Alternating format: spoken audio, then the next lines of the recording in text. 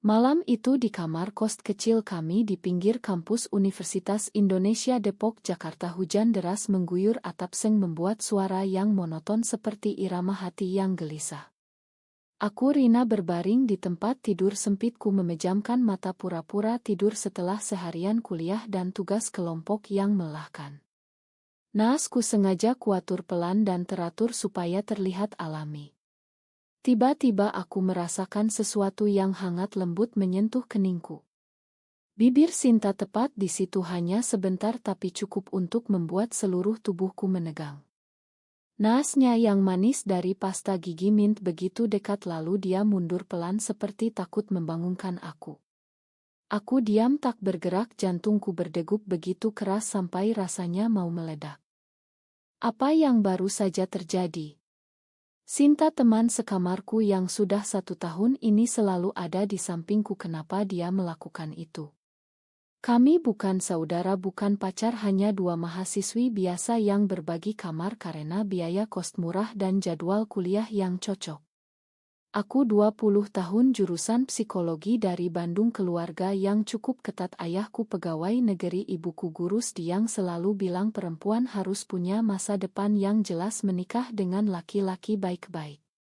Sinta 21 tahun jurusan sastra Inggris, anak Jakarta asli, orang tuanya pengusaha kecil yang jarang pulang ke rumah, jadi kami seperti saudara sejak awal semester lalu.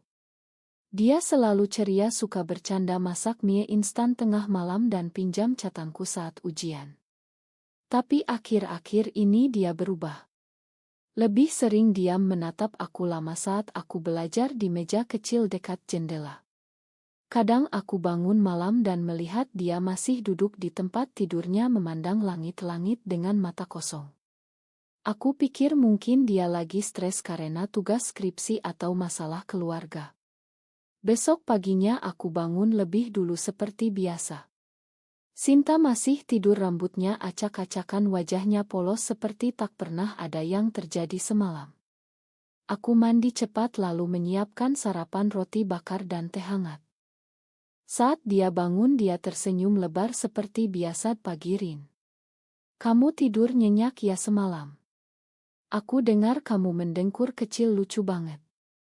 Aku tertawa pura-pura biasa. Iya nyenyak kok. Kamu juga? Kok matanya sembab gitu? Dia menggeleng cepat. Ah biasa deh, begadang gerjain paper. Ayo makan yuk sebelum telat ke kampus. Sepanjang perjalanan naik angkot ke kampus aku diam-diam memperhatikan dia. Sinta cantik, kulitnya putih, rambut panjang hitam lurus yang selalu dia ikat ponytail, mata besar yang selalu penuh semangat. Banyak cowok di kelas yang suka padanya tapi dia selalu bilang, aku belum mau pacaran Rin, okus kuliah dulu. Aku percaya saja. Tapi sekarang setelah kejadian semalam pertanyaan itu terus muncul di kepalaku. Apakah itu cuma khayalan? Apakah dia melakukan itu karena kasihan padaku yang sering sedih karena kangen rumah? Atau ada sesuatu yang lebih? Di kampus hari itu kami duduk bersebelahan di kelas psikologi sosial, dosen sedang menjelaskan tentang teori identitas diri tapi pikiranku melayang. Aku melirik Sinta, dia mencatat serius tapi tangannya sedikit gemetar. Saat istirahat dia membeli es teh untukku seperti biasa, ini buat kamu biar melek. Kamu kelihatan capek. Aku menerima dan tersenyum tapi di dalam hati ada badai kecil. Malam berikutnya aku sengaja tidak tidur cepat. Aku berbaring memejamkan mata tapi mata hatiku terbuka lebar. Jam menunjukkan pukul 2 pagi. Langkah kaki Sinta mendekat pelan. Aku merasakan kasurku agak bergoyang saat dia duduk di pinggir. Lalu lagi bibirnya menyentuh keningku lebih lama, kali ini disertai bisikan pelan yang hampir tak terdengar. Makan aku Rina, aku gak bisa tahan lagi. Jantungku hampir berhenti. Kali ini aku yakin itu nyata. Dia menciumku bukan sebagai teman, bukan sebagai saudara. Ada perasaan yang lebih dalam di situ. Aku tetap diam sampai dia kembali ke tempat tidurnya dan naasnya teratur. Pagi harinya aku tak bisa menahan diri lagi. Saat kami sarapan aku bertanya dengan suara biasa, "Sin, kamu pernah suka sama perempuan gak?" Dia tersedak, tehnya wajahnya pucat seketika. "Kenapa tiba-tiba nanya gitu, Rin?" Aku mengangkat bahu, "Cuma penasaran aja. Kita kan udah lama temenan. Kamu selalu bilang belum mau pacaran tapi ya gitu deh." Dia tertawa gugup, "Ah, kamu ini. Aku normal kok. Jangan mikir aneh-aneh." Tapi matanya menghindar. Aku tahu dia berbohong. Dan itu adalah awal dari segalanya yang akan mengubah hidup kami berdua selamanya. Tekanan di dada ini baru permulaan. Keluargaku di Bandung sudah mulai bahas jodoh dengan anak tetangga yang katanya baik dan mapan. Kampus penuh gosip tentang siapa yang pacaran sama siapa. Dan di Indonesia ini cinta seperti apa yang kami jalani nanti pasti akan dihakimi. Tapi saat itu aku belum tahu bahwa kebenaran yang akan terungkap akan memaksa aku mengambil keputusan yang tak terbayangkan sebelumnya. 2 minggu berlalu sejak aku mulai curiga. Setiap malam aku pura-pura tidur dan setiap malam Sinta mendekat mencium keningku dengan lembut disertai bisikan yang semakin jelas. "Kamu cantik banget pas tidur, Rin, atau kalau kamu tahu aku suka kamu gimana ya?" Aku tak pernah bereaksi tapi di dalam hati aku bergolak. Aku mulai memperhatikan setiap gerak-geriknya. Cara dia memasak nasi goreng awritku, cara dia meminjam jaketku saat hujan, cara dia menatap aku saat aku tertawa. Semua terasa berbeda sekarang. Kami masih seperti biasa di kampus, tertawa bareng, nongkrong di kantin, belajar kelompok sampai larut. Tapi ada ketegangan tak terlihat yang membuat aku sulit bernapas. Suatu sore setelah ujian tengah semester kami pulang bareng naik ojek online. Hujan deras lagi, Jakarta macet total. Di kos kami basah kuyup, Sinta langsung ambil handuk dan mengeringkan rambutku dengan lembut. "Kamu gak apa-apa kan, Rin? Jangan sampai sakit." Sentuhannya hangat tapi aku mundur pelan. "Sin, aku tahu." Kata-kataku keluar begitu saja tanpa rencana. Dia membeku. "Tahu apa? Kamu suka aku. Lebih dari teman. Aku tahu dari ciuman itu. Dari bisikanmu. Dari cara kamu pandang aku." Wajah Sinta memutih, dia mundur sampai punggungnya menyentuh dinding. "Rina, aku makan aku. Aku gak maksud bikin kamu takut. Aku gak bisa nahan. Dari semester lalu aku udah suka kamu. Tapi aku tahu kamu normal. Keluargamu pasti gak bakal terima. Aku cuma diam-diam aja." "Ma." Air matanya jatuh pelan. Aku berdiri di situ tak tahu harus bilang apa. Di dalam kepalaku ada badai. Aku suka Sinta sebagai teman terbaikku. Tapi apakah ini lebih? Apakah perasaan hangat yang muncul tiap dia dekat itu cinta? Atau hanya kasihan? Aku peluk dia pelan, "Gak apa-apa, Sin. Kita masih teman kan? Kita bicara pelan-pelan." Malam itu kami duduk di lantai kamar sambil minum teh hangat. Sinta cerita semuanya. Dia sadar dirinya suka perempuan sejak SMA di Jakarta. Tapi di keluarganya yang masih sangat tradisional, ayahnya sering bilang laki-laki dan perempuan itu sudah ditakdirkan berpasangan. Dia sembunyikan perasaannya bertahun-tahun sampai ketemu aku. "Kamu bedarin. Kamu baik, kamu dengerin aku, kamu bikin aku merasa aman. Aku gak minta kamu balas perasaanku. Aku cuma mintain buat sayang sama kamu diam-diam." Aku diam mendengar ceritanya. Aku cerita tentang keluargaku juga. Ayah yang selalu kontrol siapa yang boleh dekat denganku, ibu yang sudah siap-siap nikahkan aku dengan anak temannya yang katanya pantas. Di Bandung kampungku masih banyak yang bilang perempuan suka perempuan itu dosa besar. Aku takut. Tapi juga merasa ada sesuatu yang tumbuh di dada ini.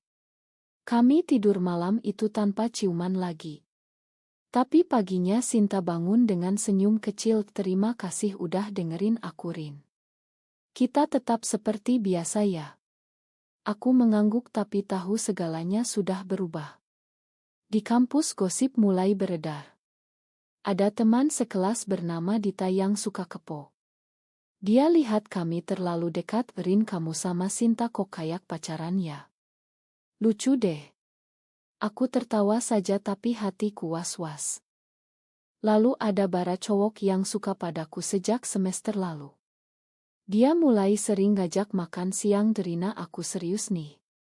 Kita jalan yuk. Keluargaku kenal keluargamu kok. Aku tolak halus tapi tekanannya ada. Keluargaku telepon hampir setiap minggu. Rina, kapan pulang? Ayah sudah kenalin sama anak paket loh. Baik, anaknya sudah kerja di bank. Aku bohong bilang sibuk skripsi. Tapi tekanan itu semakin berat. Suatu malam Sinta menangis diam-diam di tempat tidurnya. Aku dengar, aku gak mau kehilangan kamu, Rin. Tapi aku juga gak mau bikin hidupmu susah. Aku bangun peluk dia dan untuk pertama kali aku rasakan bibirku menyentuh keningnya balik. Bukan ciuman romantis, hanya pelukan hangat. Tapi itu cukup buat aku sadar bahwa perasaanku juga tumbuh. Kami mulai bicara lebih dalam. Tentang masa depan, tentang apa yang masyarakat bilang, tentang apa yang Tuhan bilang. Di Indonesia ini sulit sekali. Ada yang bilang itu pilihan bebas, ada yang bilang itu penyimpangan. Kami tak tahu mana yang benar. Yang aku tahu hanya satu, setiap hari semakin sulit berpura-pura biasa. Dan keputusan besar akan datang. Bulan ketiga sejak rahasia itu terbuka di antara kami, hubungan kami semakin dalam tapi juga semakin berbahaya. Kami tak lagi hanya teman sekamar. Malam-malam kami habiskan dengan cerita panjang, saling pegang tangan diam-diam saat nonton film di laptop kecil. Sinta bilang, aku bahagia banget, Rin, meski cuma gini. Aku tersenyum tapi di dalam hati ada ketakutan yang tak pernah hilang. Keluargaku semakin gencar. Ibu telepon Serina, ayah sudah setuju sama anak Pak Haji. Dia baik loh, rajin sholat. Kapan kamu pulang, kita bahas lamaran. Aku jawab, belum ya bu, aku masih kuliah. Tapi suaraku gemetar. Di kampus Dita mulai curiga lebih dalam. Suatu hari dia tarik aku ke pojok kantin. Rin, jujur aja, kamu sama Sinta pacaran ya? Aku lihat kalian sering banget pulang bareng, pegangan tangan diam-diam di belakang gedung. Itu gak biasa loh.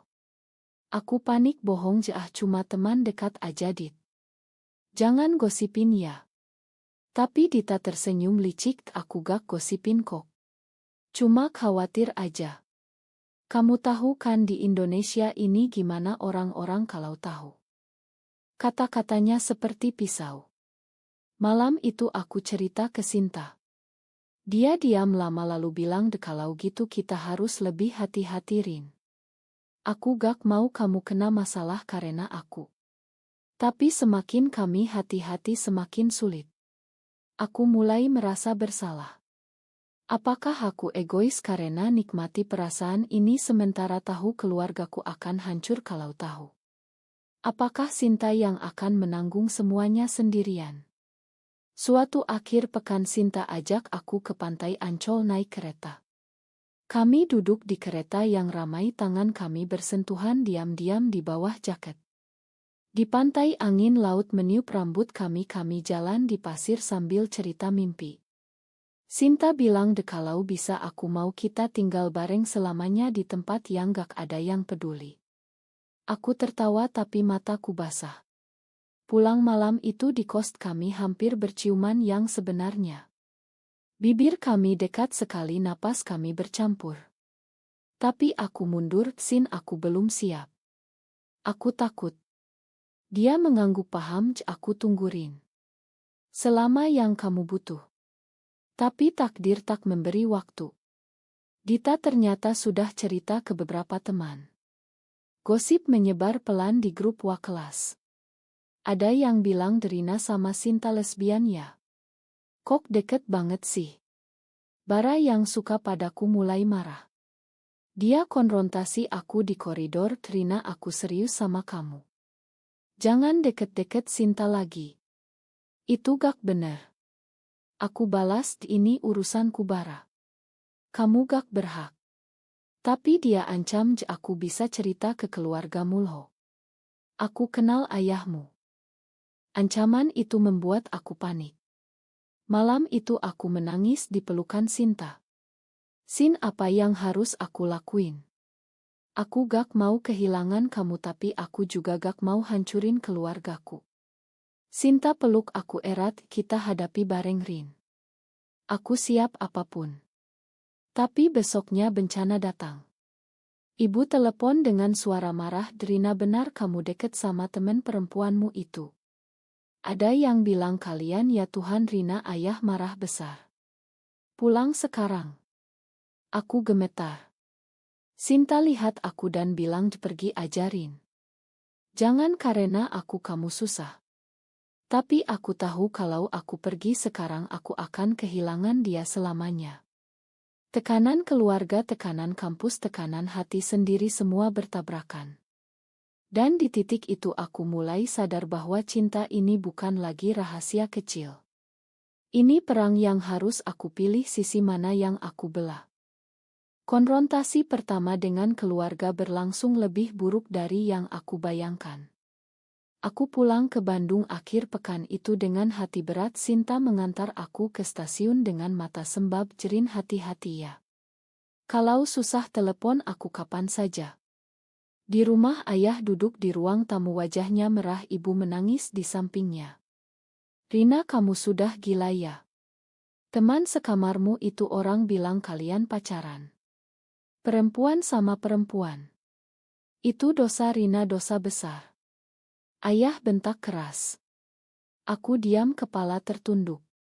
Ibu memelukku, nak kami besarin kamu dengan baik. Jangan bikin malu keluarga. Nikah aja sama anak Pak Haji itu. Dia bisa bikin kamu normal lagi. Kata-kata itu seperti cambuk. Aku menangis bilang, ayah bu ini bukan pilihan aku. Aku suka Sinta. Tapi aku juga bingung. Ayah marah besar, suka. Itu bukan suka, itu godaan setan. Besok kamu pindah kos sendirian. Jauhi dia. Aku pulang ke Jakarta dengan hati hancur. Sinta tunggu di kos, dia peluk aku lama. Gimana Rin? Aku cerita semuanya. Dia menangis, aku gak mau bikin kamu begini. Mungkin lebih baik aku mundur. Tapi aku pegang tangannya erat, jangan Sin. Aku gak mau mundur. Di kampus situasi semakin panas. Dita sekarang terang-terangan gosip. Bara sudah cerita ke beberapa dosen. Ada rapat kecil di kelas di mana teman-teman mulai menjauhi kami. Rin kami gak juga kok, tapi ya gitu deh. Sinta dan aku semakin dekat, malam-malam kami habiskan dengan pelukan dan air mata. Kami bicara tentang moral, tentang agama, tentang masyarakat Indonesia yang masih sulit menerima. Aku tahu banyak yang bilang ini salah Rin. Tapi perasaanku ke kamu gak salah. Aku jawab, aku juga mulai sadar Sin. Aku suka kamu. Bukan kasihan, bukan kebingungan.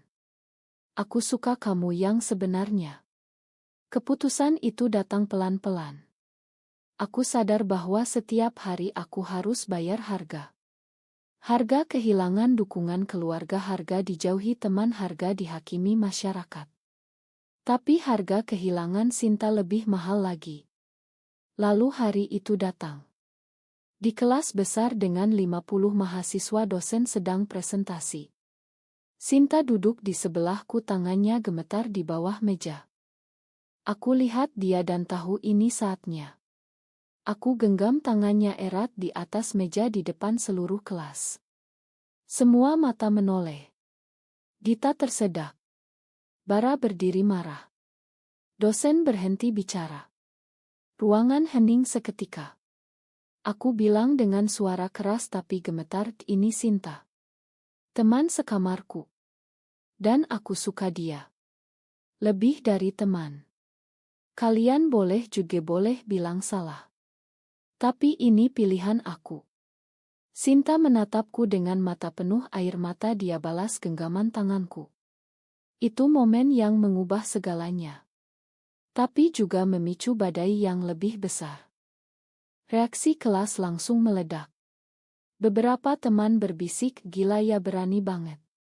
Dita keluar ruangan dengan wajah merah. Bara mendekat, Urina, kamu beneran gila. Aku akan cerita ke keluargamu.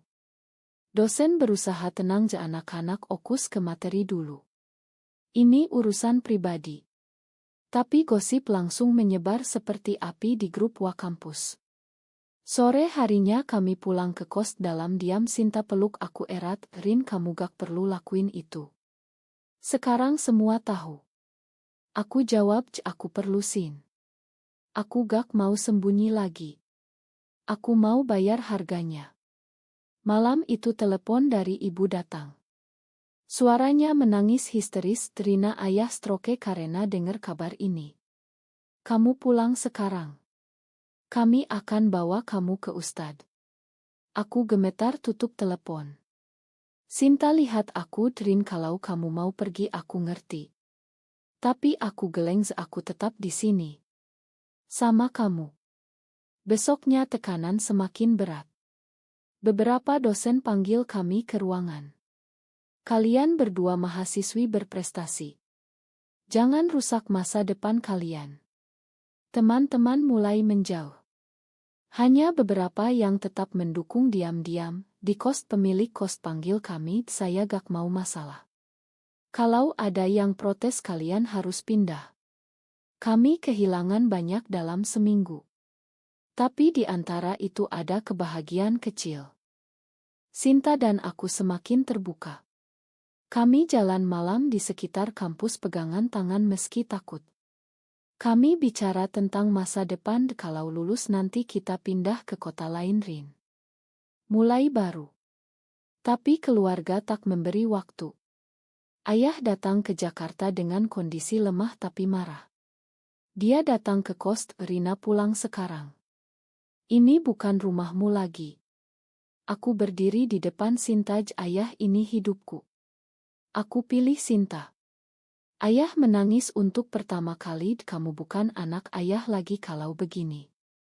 Kata itu menghancurkan aku. Tapi aku tetap teguh. Sinta di sampingku menangis tapi kuat. Konflik mencapai puncak saat Dita dan Bara bikin pengaduan resmi ke kampus. Kami dipanggil dekan. Kalian boleh punya pilihan tapi jangan ganggu nama baik universitas. Kami diberi peringatan. Di saat itu aku sadar bahwa setiap keputusan ada harganya. Aku kehilangan keluarga sementara. Kehilangan teman. Kehilangan rasa aman. Tapi aku dapat Sinta. Dan itu cukup untuk sekarang. Kami berdua mulai belajar menerima diri. Belajar melawan stigma. Belajar bahwa cinta kami bukan dosa tapi perjuangan. 6 bulan kemudian segalanya sudah berubah total. Aku dan Sinta pindah ke kos baru yang lebih kecil tapi lebih aman, jauh dari kampus lama. Kami lulus dengan nilai bagus meski dengan luka. Keluargaku masih tak bicara denganku, ibu kadang telepon diam-diam menangis tapi ayah tetap keras. Bara dan Dita sudah lulus dan tak lagi ganggu. Tapi masyarakat masih sama. Di tempat kerja baruku sebagai asisten psikolog ada gosip pelan. Sinta kerja di penerbitan buku dan teman-temannya mulai curiga. Tapi kami kuat. Setiap malam kami masih tidur bersebelahan. Ciuman kening itu sekarang jadi ciuman yang kami berikan dengan sadar penuh cinta. Kami bicara tentang masa depan, tentang mungkin pindah ke luar negeri suatu hari. Tapi di Indonesia ini tetap sulit. Ada hari-hari di mana aku menangis tanya diri sendiri apakah keputusan aku benar. Apakah aku egois karena bikin keluargaku menderita? Apakah cinta ini layak untuk semua pengorbanan? Sinta selalu peluk aku, Trin, kita sudah bayar harganya. Sekarang kita nikmati hasilnya. Kami belajar dari semua itu. Belajar bahwa konflik batin tak pernah hilang tapi bisa diatasi dengan keberanian. Belajar bahwa masyarakat bisa berubah pelan-pelan. Belajar bahwa pilihan benar dan salah kadang tak hitam putih. Suatu malam di balkon kos kecil kami lihat bintang-bintang Jakarta yang samar. Aku pegang tangan Sinta erat, Sin, terima kasih udah nunggu aku berani. Dia tersenyum, kita berani bareng, Rin. Cerita kami belum selesai. Mungkin masih ada badai lagi. Tapi kami sudah bangun dari mimpi buruk itu sebagai orang yang lebih kuat. Dan sekarang pertanyaannya untuk kalian semua yang mendengar cerita ini, apakah keputusan aku memilih cinta yang dianggap salah oleh banyak orang tapi benar di hati aku itu benar atau salah? Kalian yang menilai.